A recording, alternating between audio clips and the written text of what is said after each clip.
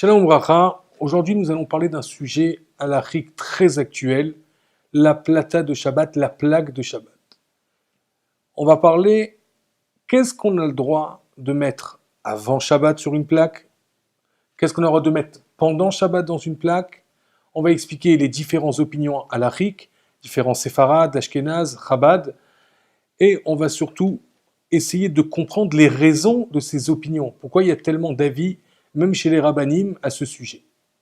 Il faut savoir que dans l'époque du Talmud, il n'y avait pas de plata. Donc tout ce qu'on va apprendre sur la plaque aujourd'hui, c'est du Talmud sur... Il y avait deux manières de cuisson essentielles. Il y avait une kira, qui est rapportée dans Shabbat, dans Daf Lamed Zayin, dans Perek Gimel. Il y a la kira, qui est un fourneau. Et il y avait le four normal, le tanour. Le fourneau, il faut comprendre qu'il y a une discussion avant Shabbat, et c'est de là-bas qu'on va apprendre les lois justement qui sont liées à la plata, à la plaque. Il y a une discussion dans le Talmud entre Hanania et Chachamim. Qu'est-ce qu'on avait droit de mettre dans ce fourneau avant Shabbat? Hanania permettait de mettre avant Shabbat un repas qui arrivait à une statue de cuisson de ce qu'on appelle Ma'achal ben Drusai. C'est quoi Ma'achal ben Drusai? Ben Drusai, c'était un voleur. Et le voleur, comme il était tout le temps en vadrouille, tout le temps occupé, il avait l'habitude de faire sa cuisson extrêmement rapidement. Et donc il mangeait, dès qu'il était plus ou moins mangeable le repas, donc il y a une discussion des Rishonim, Rashi, Rambam, si c'est shlish bichoul, un tiers de cuisson, ou chatzi bichoul, un demi-cuisson, comment il était mangeable. Donc d'après Hanania, du moment qu'il est cuit comme Ma'achal ben Drusai, j'ai le droit de le mettre avant Shabbat, sur un feu, sur une kira, sur un fourneau, même qui n'est pas garou vekatum. C'est quoi garou vekatum? C'est-à-dire que même les braises sont encore allumées, il est encore en train de cuire, pendant Shabbat, il n'y a pas de problème, du moment qu'il est cuit. Chachamim, ils disent non, il faut que le repas il soit cuit entièrement, mevushal kol tzorko, et mitztamek veralo. Ça ne suffit pas seulement qu'il est cuit entièrement le repas, il faut aussi qu'il soit mitztamek veralo. C'est-à-dire que je ne suis pas content qu'il est en train de cuire. Il est mitztamek. Alors il y a deux opinions, c'est quoi exactement le mot mitztamek? Mais ce qui est très répandu, c'est qu'il est mitztamek veralo, l'eau à lui, pas au repas. C'est-à-dire qu'il n'est pas content que son repas il est en train de cuire pendant Shabbat. Et il voudrait l'enlever le plus vite possible. Pourquoi cette discussion? Tout simplement, Chachamim disent, si je le mets dans ce statut, je mets un repas dans un statut comme ça de Ma'achal ben Drusai, j'ai peur de Shema Yechate. Shema Yechate, c'est-à-dire attiser les braises pour accélérer la cuisson. Donc on a peur de ça. Donc à cause de ça, Chachamim, ils interdisent de mettre un repas avant Shabbat dans un fourneau s'il n'est pas, comme on a dit, mitztamek veralo. Ça, c'est les deux avis qu'il y a dans le Talmud. Les Rishonim, comme Rambam Rif, ont tranché comme nos Chachamim. C'est-à-dire qu'un repas, on doit le mettre dans un statut de cuisson totale, qu'il soit cuit entièrement et avec mitztamek veralo. D'autres Rishonim, comme Rashi par exemple, une grande majorité d'ailleurs, des Rishonim tiennent comme Hanania. Le Shulchan Aruch dans Reshun Gimel, au début de Reshun Gimel, il tranche comme le Shulchan Aruch, il tranche comme Rabbanan, comme Chachamim. C'est-à-dire, il tranche qu'il faut un repas avant Shabbat mettre en état de cuisson totale. Il faut comprendre que là, on parle d'avant Shabbat et on parle en plus de ça qu'il n'est pas garou vekatum. C'est-à-dire, on parle que les braises sont encore allumées. Ils sont allumés, ils sont à l'intérieur, je peux attiser les braises. Donc on parle vraiment que je mets un repas dans un fourneau avant Shabbat. Si il est garou vekatum, maintenant, c'est-à-dire que les braises, katum, c'est-à-dire il y a une iktima, on a fait un équerre, on a fait un signe, on a mis quelque chose sur les braises pour les éteindre. On a fait un signe qu'on n'est pas intéressé de cuire du tout, qu'on n'est pas intéressé d'attiser les braises pour cuire rapidement. On a fait montrer que c'est Shabbat et clairement Shabbat et on ne va pas toucher à ça. Ou on a fait une griffa. Une griffa, bon, il y a une discussion comment on l'a fait. D'après un avis, c'est retirer les braises complètement. Une autre avis, c'est de les mettre de côté. j'ai enlevé les braises. Dans ce cas-là, c'est garou vekatum. Donc, il n'y a pas puisqu'il n'y a plus de braise, donc je ne vais pas en arriver à attiser pendant Shabbat, donc avant Shabbat. Donc, pour cela, avant Shabbat, si c'est garou vekatum, j'ai droit de mettre ce que j'ai envie en réalité sur quelque chose qui est garou vekatum, puisqu'il n'y a pas de schéma irraté. Donc, je ne vais pas en arriver à attiser. Donc, Echanania et Chachamim sont d'accord que si c'est garou vekatum, j'aurai le droit de mettre sur la plaque, sur une kira, sur une kira garou vekatum, sur un fourneau. Ça, c'est le premier point.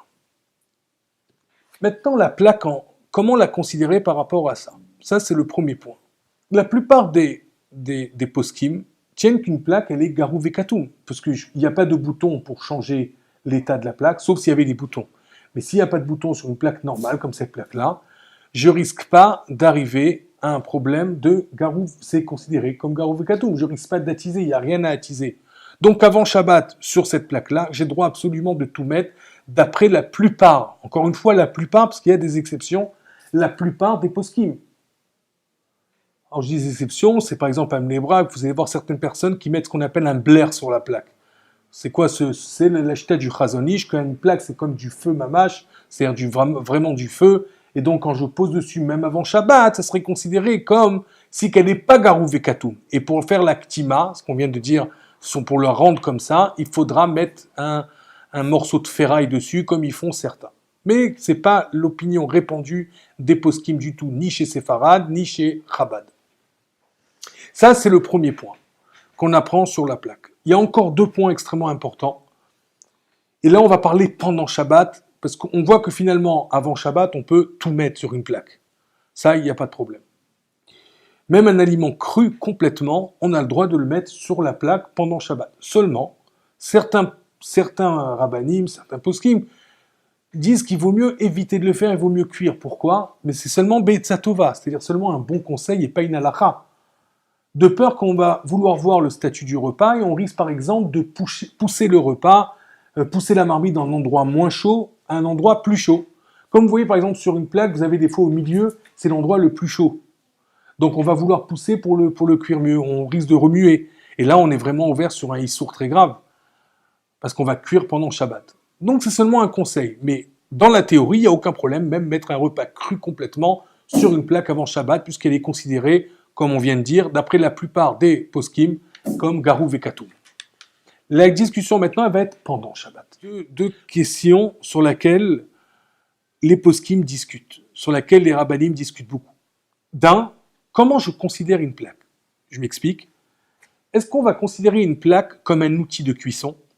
C'est-à-dire, est-ce que je vais me servir, quand je vais mettre sur la plaque, est-ce qu'il y a un problème de ce qu'on appelle en termes halachiques, mirze kimvachel? C'est-à-dire, mirze, on a l'impression, kimvachel, que je suis en train de cuire. Est-ce qu'on cuit avec une plaque? En théorie, est-ce qu'on cuit? Est-ce que quand je vais voir quelqu'un poser quelque chose sur une plaque, je vais dire, tiens, il est en train de cuire?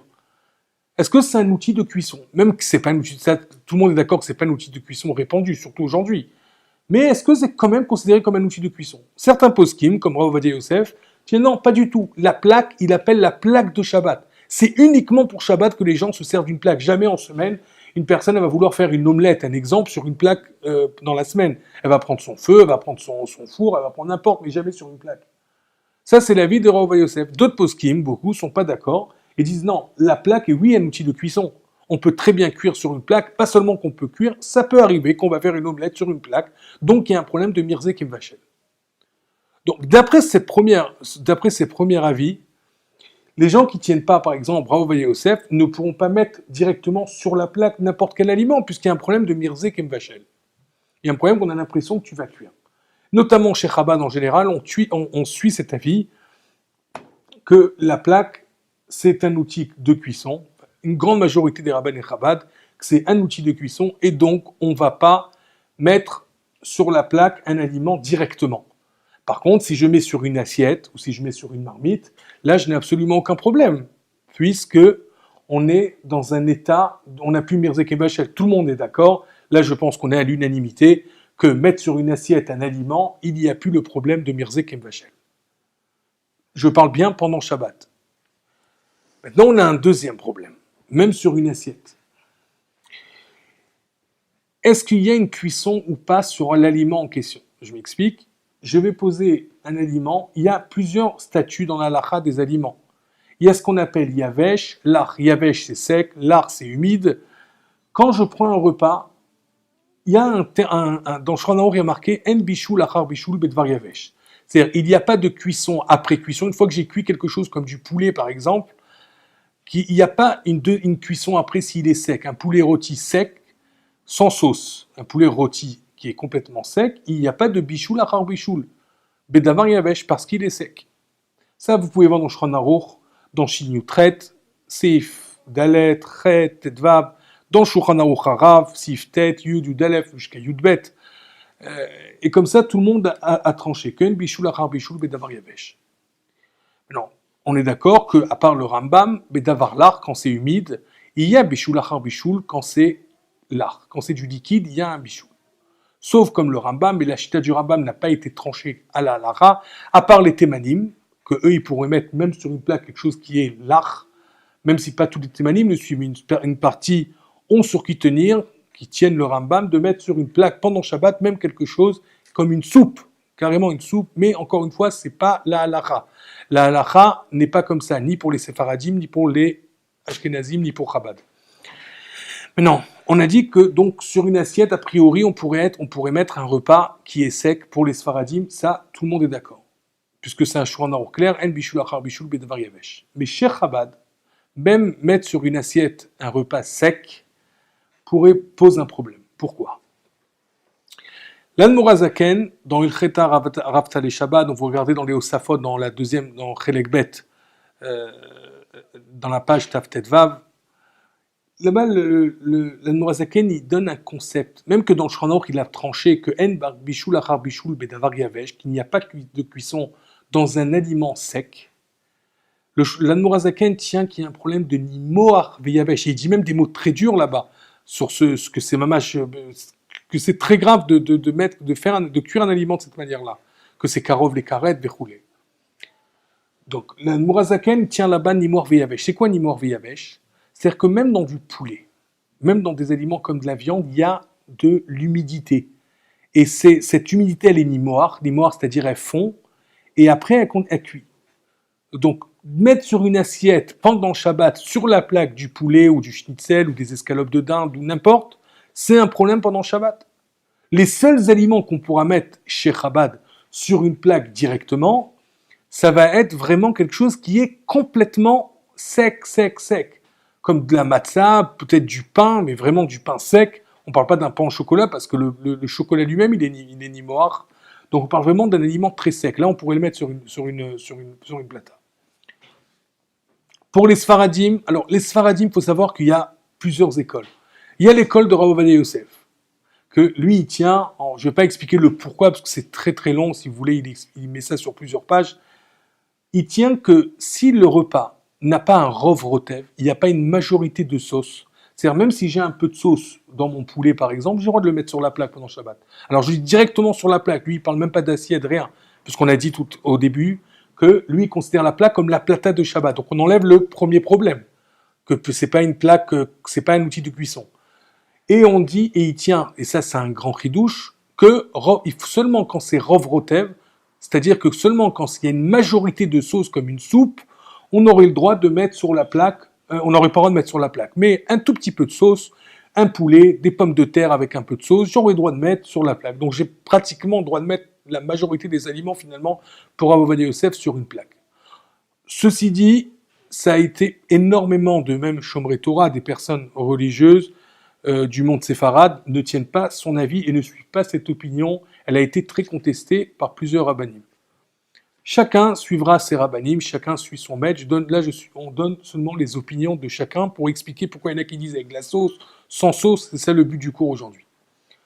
Pour Chabad, on vient de dire, c'est évident que nous on rentre même pas dans la sauce, pas sauce, puisqu'on vient de donner le concept de l'Admorazaken dans le Sidour qui tient ni mor veyavesh. Donc ni du poulet, rien, on ne pourra rien mettre sur la plaque pendant Shabbat.